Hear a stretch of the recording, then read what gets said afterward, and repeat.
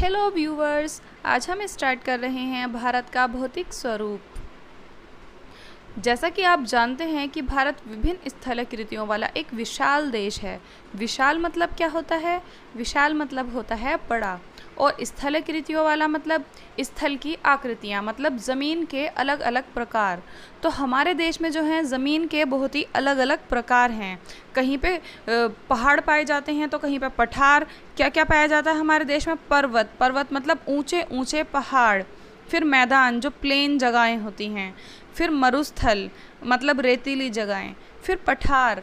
पठार मतलब पथरीली जगहें। और द्वीप समूह जो हमारे देश के आसपास समुद्र में छोटे छोटे से वो गोले से दिखाई देते हैं ना, ग्रीन कलर के, वो होते हैं द्वीप समूह। वो समुद्र के अंदर हैं, हमारे देश से थोड़ी सी दूर हैं। ठीक है। भारत की भूमि बहुत ही अधिक भौतिक भिन्नताओं को दर्शाती है। हमारे यहाँ की जो भूमि है भारत की, वो भौतिक भिन्नताओं को दर्शाती, मतलब अलग अलग टाइप्स की है। जैसे कि हम यहाँ पे देख सकते हैं हिमालय पर्वत। ये जो आपको ये ब्राउन कलर का दिखाई दे रहा है ना, जो डार्क लाइन है ब्राउन कलर की, ये सारे ऊंचे ऊंचे पहाड़ हैं। कहाँ से? कश्मीर से अरुणाचल प्रदेश तक ये सारे ऊंचे ऊंचे पहाड़ हैं, जहाँ पे भी ये लाइन्स है ना डार्क डार्क कलर की। और जो लाइट कलर हैं वो छोटी छोटी पहाड़ियाँ हैं, मतलब उनकी जो ऊंचाई है ऊंचे पहाड़ों से थोड़ी कम है। और बाकी मैदान, पथरीली जगहें, ये सब हैं। इन सब के बारे में आज हम पढ़ेंगे। तो अब हम यहाँ से पढ़ते हैं मुख्य भौगोलिक वितरण कि भारत में क्या क्या पाया जाता है। वैसे तो मैंने अभी आपको बता दिया है क्या क्या है यहाँ पे। हिमालय पर्वत श्रृंखला के बारे में पढ़ेंगे, फिर उसके बाद उत्तरी मैदान, फिर प्रायद्वीपीय पठार, और फिर भारतीय मरुस्थल, और फिर तटीय मैदान, एंड नंबर 6 द्वीप समूह। तो सबसे पहले हम पढ़ते हैं यहाँ पे हिमालय पर्वत के बारे में। जो जैसा कि हम जानते ही हैं, हिमालय पर्वत जो है वो पूरे वर्ल्ड का सबसे ऊंचा पहाड़ है। और ये एक ही जगह नहीं है, ये बहुत बहुत बड़ा पहाड़ है। ऊंचा नीचा होता रहता का मतलब है कि कहीं पे इसकी ऊंचाई बहुत ज़्यादा है, कहीं पे इसकी ऊंचाई बहुत कम है। तो ये कहाँ से कहाँ तक है? हिमालय पर्वत नेपाल में भी है और भारत में भी है। तो अगर हम भारत की बात करें तो भारत की उत्तरी सीमा पर विस्तृत हिमालय भूगर्भीय रूप से युवा एवं बनावट के दृष्टिकोण से वलित पर्वत श्रृंखला है। ये पर्वत श्रृंखलाएं पश्चिम से पूर्व तक जो हैं, और इनकी जो ये 2400 किलोमीटर की लंबाई में फैला एक अर्धवृत्त का निर्माण करता है। ये इतने ऊंचे हैं और ये बहुत सारे इनके नाम हैं, जैसे कि ये नांगा पर्वत, अन्नपूर्णा, नंदा देवी, कामेट, नामचा, बरुआ, ये सारे जो हैं ये सारे हिमालय के ही भाग हैं। ठीक है, ये सारे हिमालय के पहाड़ हैं। ये सारे के सारे 600 मीटर से ज़्यादा ऊंचे 600 मीटर तक ऊंचे पहाड़ हैं। ठीक है। और ये जो ऊंची ऊंची पर्वत श्रृंखला है इसको हिमाद्री भी कहते हैं। ठीक है, अब आपको पता चल गया हिमाद्री क्या है। हिमालय के जो 600 मीटर तक के ऊंचे ऊंचे पहाड़ हैं इनको ही हिमाद्री कहते हैं। हिमाद्री के दक्षिण में स्थित श्रृंखला सबसे अधिक असम है एवं हिमाचल या निम्न हिमालय के नाम से जानी जाती है। इन श्रृंखलाओं का निर्माण मुख्यतः अत्यधिक संपीड़ित तथा परिवर्तनीय शैलों से हुआ है। इनकी ऊंचाई 3700 मीटर से लेकर 4500 मीटर के बीच तथा औसत चौड़ाई 50 किलोमीटर तक है, जबकि पीर पंजाल श्रृंखला सबसे लंबी, सबसे महत्वपूर्ण श्रृंखला है। इसके बारे में पूछा जाता है कि पीर पंजाल श्रृंखला क्या है, तो ये हिमाद्री की सबसे लंबी और सबसे महत्वपूर्ण श्रृंखला है। ठीक है। हिमालय की जो सबसे बाहरी श्रृंखला है, जो सबसे बाहर वाली पहाड़ियाँ हैं, उसको शिवालिक कहा जाता है। तो इसके बारे में भी आपसे पूछा जा सकता है कि शिवालिक किसे कहा जाता है, तो आप बता देना कि हिमालय की जो सबसे बाहरी श्रृंखला है उसको शिवालिक कहा जाता है। इसके बारे में थोड़ा सा पढ़ लेना कि इसकी चौड़ाई 10 से 50 किलोमीटर तथा ऊंचाई 900 से 1100 मीटर तक के बीच में श्रृंखलाएं उत्तर से लेकर मुख्य हिमालय की भुजाओं से नदियों द्वारा लाई गई असंपीड़ित अवसादों से बनी हुई होती हैं। अवसाद पता है क्या होती है? नदियाँ अपने अंदर रोड़े, कंकर, पत्थर और बहुत सारी गाद वगैरह, मिट्टी, ये सब लेके आती हैं ना, उसको कहते हैं अवसाद। ठीक है। ये मैंने आपको अभी थोड़ी देर पहले भी ये मैप दिखाया था, इसमें भी वही है कि यहाँ से यहाँ तक जितनी भी डार्क कलर की लाइन है ये ऊंचे ऊंचे पहाड़ हैं। ये रही ना, ये इसमें जो डार्क कलर की लाइन है ये 1200 से ऊपर के जो पहाड़ हैं वो हैं। ठीक है, इनकी मीटर में है ये ऊँचाई 1200 मीटर। ये लाइट कलर वाला 600 से 1200 तक, फिर उससे लाइट, ये सारा ऐसे ही दिखाया हुआ है। जितना लाइट कलर है उतने ही पहाड़ कम ऊंचाई वाले हैं। ठीक है। और जो उसमें सबसे ज़्यादा डार्क है वो पर्वत है, मतलब सबसे ज़्यादा ऊंचे नोकदार पहाड़। ठीक है। इस उत्तर दक्षिण के अतिरिक्त हिमालय को पश्चिम से पूर्व स्थित क्षेत्रों के आधार पर भी विभाजित किया जाता है। इन वर्गीकरण को नदी घाटियों की सीमाओं के आधार पर किया जाता है। उदाहरण के लिए सतलुज एवं सिंधु के बीच स्थित हिमालय के भाग को पंजाब हिमालय के नाम से जाना जाता है, लेकिन पश्चिम से पूर्व तक क्रमशः इसे कश्मीर तथा हिमाचल हिमालय के नाम से जाना जाता है। अब आप देख लीजिए कि हिमालय इतना बड़ा है, ऐसा नहीं है हिमालय सिर्फ एक जगह में, कश्मीर में, पंजाब में, इधर मतलब अलग अलग नामों से इसको जाना जाता है जहाँ तक ये आ रहा है। ठीक है। कहीं पे इसकी ऊंचाई बहुत ज़्यादा हो जाती है तो कहीं पे इसकी ऊंचाई थोड़ी कम हो जाती है। और जो सबसे ऊंचे पर्वत हैं हिमालय को, उनको हम हिमाद्री कहते हैं, और जो सबसे बाहर वाली श्रृंखला उसको हम शिवालिक कहते हैं। ठीक है। इन्हें पूर्वांचल तथा पूर्वी पहाड़ियों तथा पर्वत श्रृंखलाओं के नाम से जाना जाता है। ये पहाड़ियाँ उत्तर पूर्वी राज्यों से होकर गुजरती हैं तथा मजबूत बलुआ पत्थरों जो अवजाती शैलों से बनी हैं, ये घने जंगलों से ढकी हुई हैं तथा अधिकतर समानांतर श्रृंखलाएं एवं घाटियों के रूप में फैली हुई हैं। ठीक है। ये तो हो गई हिमालय के बारे में बात। अब हम करेंगे उत्तरी मैदान की बात। उत्तरी मैदान, जैसे उत्तरी मैदान तो हम सब ने देख ही रखे होंगे, जब हम दिल्ली में रहते हैं ज़्यादातर फ्लैट जगह ही हमने देखी हैं, उससे दूर घूमने का मौका ही नहीं मिला। उत्तरी मैदान 3 प्रमुख नदी प्रणालियों सिंधु, गंगा एवं ब्रह्मपुत्र तथा इनकी सहायक नदियों से बना हुआ है। यहाँ पे आप उत्तरी मैदान देख लीजिए। ठीक है। इस तरीके की जो फ्लैट जगहें होती हैं उनको कहते हैं। और ये जलोढ़ मिट्टी यहाँ पे होती है, तो यहाँ पे खेती बहुत ही अच्छे से होती है, क्योंकि यहाँ की जो वो है नदियाँ जिनके अभी मैंने नाम बताए थे, वो जो अवसाद लेकर आती हैं अपने साथ, वो बहुत ही ज़्यादा उपजाऊ और बहुत ही अच्छी होती है। ठीक है। और ये सघन जनसंख्या वाला भौगोलिक क्षेत्र है, मतलब यहाँ पे जनसंख्या बहुत ही ज़्यादा है। जैसे कि हम जानते हैं उत्तर प्रदेश में कितनी ज़्यादा जनसंख्या है। ठीक है। नदियाँ अपने निचले भाग में गाद एकत्रित हो जाने के कारण ही धाराओं में बट जाती हैं। जब उनमें बहुत ज़्यादा गाद इकट्ठी हो जाती है तो वो अलग अलग धाराओं में बढ़ जाती हैं, मतलब उनके पार्टीशंस हो जाते हैं, उनको हम वितरिकाएँ कहते हैं, जो अलग अलग पतली पतली नदियाँ टाइप बन जाती हैं और वो इधर उधर चली जाती हैं। ठीक है। ये भी पढ़ लेना है कि दोआब का क्या अर्थ होता है। दो नदियों के बीच का जो भाग होता है उसको दोआब कहते हैं। ये भी क्वेश्चन में आ जाता है। ठीक है। दोआब क्या होता है? दो नदियों के जो बीच का भाग होता है, जब एक नदी कट जाती है, ऐसे 2 रास्तों में बढ़ जाती है, तो उसके जो बीच का भाग होता है उसको हम दोआब कहते हैं। ठीक है। उत्तरी मैदान के पश्चिम भाग को पंजाब का मैदान कहा जाता है और सिंधु तथा इसकी सहायक नदियों के द्वारा बनाए गए इस मैदान को बहुत बड़ा भाग पाकिस्तान में स्थित है। ठीक है। सिंध का ज़्यादातर भाग कहाँ पे है? पाकिस्तान में, और कम भाग यहाँ पर है इंडिया में। ठीक है। गंगा के मैदान का विस्तार घग्गर तथा तीस्ता नदियों के बीच है। ये उत्तरी भारत के राज्यों हरियाणा, दिल्ली और उत्तर प्रदेश, बिहार, झारखंड के कुछ भाग तथा पश्चिम बंगाल में फैला हुआ है। किसकी बात कर रहे हैं? गंगा नदी की। यहाँ पे हम सारे उत्तरी मैदानों की बात कर रहे हैं, तो यहाँ पे नदियों की बात हो रही है, क्योंकि यहाँ पे काफ़ी सारी नदियाँ आती हैं। नदियाँ पर्वतों के नीचे उतरते समय शिवालिक के ढाल पर 8 से 16 किलोमीटर की चौड़ी पट्टी में गुटिका का निक्षेपण करती हैं। इसे भाबर के नाम से जाना जाता है। ये मोस्ट इम्पोर्टेंट है।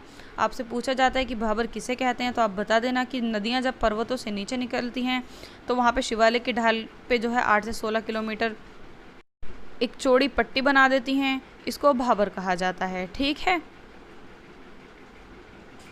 अब हम यहाँ पे पढ़ेंगे कि उत्तरी मैदान का जो सबसे विशालतम भाग है वो पुराने जलोढ़ का बना हुआ है। जलोढ़ क्या होता है? जलोढ़ मिट्टी का नाम है जो बहुत ही ज़्यादा उपजाऊ होती है, क्योंकि वहाँ की नदियाँ अपने साथ जो अवसाद लेकर आती हैं वो बहुत ज़्यादा उपजाऊ होती है। ठीक है। नदियों के बाढ़ वाले मैदान के ऊपर स्थित है तथा वेदिका जैसी आकृति प्रदर्शित करते हैं। इस भाग को भांगर के नाम से जाना जाता है। नदियाँ अपने साथ जो जलोढ़ लेके आती हैं ना, उसमें कुछ बारीक कंकड़ होती हैं, कुछ मोटे कंकड़ होते हैं।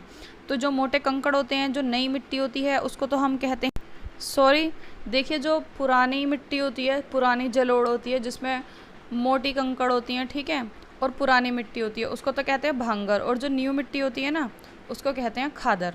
ठीक है। दोनों होती नदी का वो अवसाद ही हैं, लेकिन पुरानी वाली भांगर और न्यू वाली खादर, इसके बारे में आपसे पूछा जाता है। अब हम पढ़ेंगे प्रायद्वीपीय पठार के बारे में। तो देखिए, पठारी में जो जगह है, जैसे आपको पिक में दिखाई जा रही है, कुछ ऐसी दिखती है, ऐसे पथरीली जगहों को कहते हैं हम पठार। ठीक है। दक्षिण का पठार एक त्रिभुजाकार भूभाग है जो नर्मदा नदी के दक्षिण में स्थित है। उत्तर में इसके चौड़े ठीक है। इसके चौड़े आधार पर सतपुड़ा की श्रृंखला है, जबकि महादेव कैमुरा की पहाड़ी तथा मेकाल श्रृंखला इसके पूर्वी विस्तार है। भारत के भौतिक मानचित्र पर इन पहाड़ियों एवं श्रृंखलाओं की स्थिति को ज्ञात करें। ये सारी चीज़ें ना आपको उस पर और ज़्यादा अच्छी तरीके से समझ में आएंगी। इसमें कोई ज़्यादा इम्पोर्टेंट कुछ नहीं है इतना। आपको क्या करना है कि इसमें जितने भी आपको जगहों के बारे में बताया गया है, सबके बारे में 3-3, 4-4 क्वालिटी आपको याद कर लेनी है कि कहाँ पे किस टाइप की मिट्टी पाई जाती है और कौन सी नदी बहती है उस जगह पे, और वहाँ की मिट्टी किस प्रकार की है, मतलब कौन सी खेती होती है। तो ये 3-3 आपको याद कर लेने हैं, पेपर में बहुत काम आएंगे। जब ये आपका चैप्टर कंप्लीट हो जाएगा तो मैं इसकी वीडियो अलग से बना दूँगी जिसमें इस चैप्टर के शॉर्ट नोट्स होंगे। तो इस वीडियो के बाद अगर आप वो वीडियो देखेंगे तो आपको चैप्टर और अच्छे से क्लियर हो जाएगा। ठीक है। हम बात कर रहे हैं पठारों की। तो पश्चिमी घाट पूर्वी घाट की अपेक्षा ऊंचे हैं। पूर्वी घाट के 600 मीटर की औसत ऊंचाई की तुलना में पश्चिमी घाट सिर्फ 900 से 1600 मीटर है।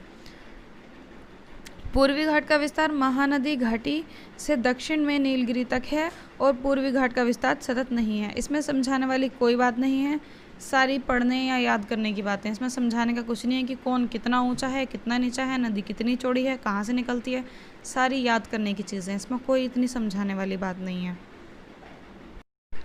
प्रायद्वीपीय पठार की एक विशेषता और है कि यहाँ पर जो है काली मिट्टी पाई जाती है। बिल्कुल सही, काले कलर की मिट्टी यहाँ पे होती है। एकदम डार्क कोयले जैसी ब्लैक नहीं होती, लेकिन उसका रंग थोड़ा कालेपन पे होता है। ठीक है, जिसे दक्कन ट्रैप के नाम से भी जाना जाता है। तो ये भी आपसे पूछा जा सकता है। ये हुआ है ज्वालामुखी की उत्पत्ति की वजह से। ठीक है, अब हम पढ़ेंगे भारतीय मरुस्थल। ये बहुत ही छोटा सा टॉपिक है और इसके बारे में हम सभी जानते हैं। हम बात कर रहे हैं राजस्थान की। तो अरावली पहाड़ी के पश्चिम किनारे पर थार का मरुस्थल स्थित है और यहाँ पे क्या होता है, यहाँ पे बारिश बहुत ही कम होती है और यहाँ पे जो है पेड़ पौधे भी बहुत ही कम हैं।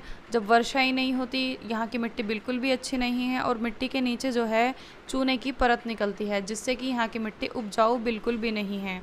और यहाँ पे अगर पेड़ पौधे उगते भी हैं तो किस तरीके के उगते हैं, कांटेदार। और ये उगाते भी हैं कांटेदार पेड़ इसलिए ताकि वो मिट्टी को जकड़ के रखें, क्योंकि यहाँ की मिट्टी इतनी भुरभुरी होती है कि हवा से इधर से उधर उड़ती रहती है।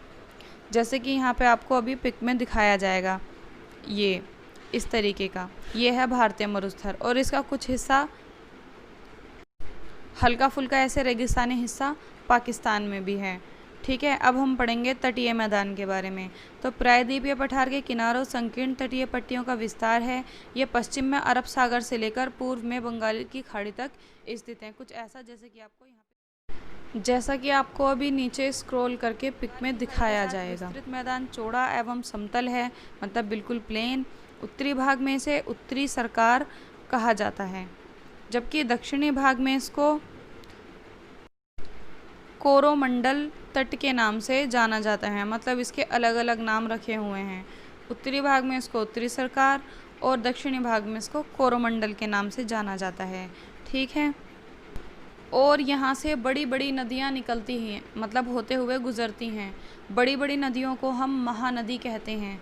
तो ये क्वेश्चन भी आपसे पूछा जा सकता है कि महानदी किसे कहते हैं। जो चौड़ी और बड़ी बड़ी नदियाँ होती हैं, जैसे कि गोदावरी, कृष्णा, कावेरी, ये नदियों के नाम हैं। ये महानदी हैं क्योंकि ये बहुत बड़ी और चौड़ी नदियाँ होती हैं। इस तट पर इस तरीके की नदियाँ तीनों विशाल डेल्टा का निर्माण करती हैं। जहाँ पर नदियाँ जाके मिल जाती हैं उसको हम कहते हैं डेल्टा। ठीक है, ये यहाँ का ये तटीय मैदान का जो है आपको पिक दिखाई गई है। ठीक है, ये तटीय मैदान की पिक है। चिल्का झील भारत में खारे पानी की सबसे बड़ी झील है और ये उड़ीसा में महानदी डेल्टा के दक्षिण में स्थित है। तो ये आपसे पूछा जा सकता है कि भारत में खारे पानी की सबसे बड़ी झील कौन सी है, तो वो है चिल्का झील। ठीक है, अब हम पढ़ेंगे द्वीप समूह के बारे में। भारत में 2 द्वीप समूह स्थित हैं। कौन कौन से, यहाँ पे हम देखते हैं। देखिए, द्वीप समूह इस प्रकार का होता है। ये बीच में जगह है ग्रीन ग्रीन और ये चारों तरफ जो ब्लू कलर का है ये समुद्र है। ठीक है, केरल में मालाबार तट के पास स्थित लक्षद्वीप की स्थिति को ज्ञात कीजिए। ये द्वीपों का ये समूह छोटे प्रवाल द्वीपों से बना है। पहले इनको लकाद्वीप, मिनिकॉय तथा एमन द्वीप के नाम से जाना जाता था, लेकिन 1973 में इनका नाम लक्षद्वीप रखा गया। यह 32 वर्ग किलोमीटर के छोटे से क्षेत्रफल में फैला है और कवारत्ती द्वीप लक्षद्वीप का प्रशासनिक मुख्यालय है। इस द्वीप समूह का पादप तथा जंतु के बहुत से प्रकार पाए जाते हैं। पौधों के भी और जानवरों की भी बहुत सारी प्रजातियां पाई जाती हैं। ठीक है, अब बंगाल की खाड़ी में उत्तर से दक्षिण की तरफ फैले द्वीप की श्रृंखला की ओर ध्यान दीजिए। यह है अंडमान एवं निकोबार द्वीप समूह। यह द्वीप समूह आकार में बड़ी संख्या, यहाँ पे जाते हैं, बड़ी संख्या में बहुल तथा बिखरे हुए हैं। ये ठीक है, ये बड़े बड़े द्वीप समूह हैं। कौन कौन से? अंडमान और निकोबार द्वीप समूह। इन द्वीप समूह में पाए जाने वाले पादप एवं जंतुओं में बहुत अधिक विविधता है, मतलब बहुत ही ज़्यादा अलग अलग प्रकार के मिलते हैं। ठीक है, एवं यहाँ की जलवायु विषुवतीय है तथा ये घने जंगलों से आच्छादित है। यहाँ पे बहुत ही ज़्यादा घने जंगल हैं। तो हमारा देश जो है, इसमें अलग अलग प्रकार की बहुत सारी मिट्टियाँ, अलग अलग टाइप्स के, कहीं पहाड़, कहीं मैदान, कहीं कुछ पाया जाता है। उसी हिसाब से हमारे देश में बहुत कुछ बोया भी जाता है, क्योंकि सब तरीके की जब मिट्टी अलग होती है तो वहाँ पे उनमें पोषक तत्व भी अलग होते हैं और उसी हिसाब से वहाँ पे जो है चीज़ें बोई जाती हैं, उनकी खेती करी जाती है। तो उत्तरी पर्वत जल एवं वनों के प्रमुख स्रोत हैं। उत्तरी मैदान देश के अन्न भंडार हैं, यहाँ पे अन्न ज़्यादा बोया जाता है। इससे प्राचीन सभ्यताओं के विकास को आधार मिला। पठारी भाग खनिजों के भंडार हैं, वहाँ पे खनिज ज़्यादा निकलते हैं, जैसे कि ये लोहा, तांबा, पीतल, ये और भी बहुत कुछ। ठीक है, जिसने देश के औद्योगिकरण में विशेष भूमिका निभाई है, क्योंकि औद्योगिकरण इससे ही होता है। तटीय क्षेत्र मत्स्य और पोत विकास में यहाँ पे मछलियाँ वगैरह ये सब बहुत ज़्यादा मिलती हैं। ठीक है, तो हम कुल मिला के कह सकते हैं कि हमारे देश में जितनी भी स्थलाकृतियाँ पाई जाती हैं, सारी की सारी बहुत ही अच्छी हैं, क्योंकि सबसे हमें कुछ ना कुछ मिलता है और सबसे देश को फ़ायदा होता है। हमारा देश बहुत ही ज़्यादा महान और विशाल इसीलिए कहा जाता है। यहाँ पे बहुत तरीके की संस्कृति तो पाई ही जाती है, लोग तो पाए ही जाते हैं। साथ में यहाँ के जो स्थल की आकृतियाँ हैं वो भी अलग अलग है, जिनके बारे में हमने पढ़ा है।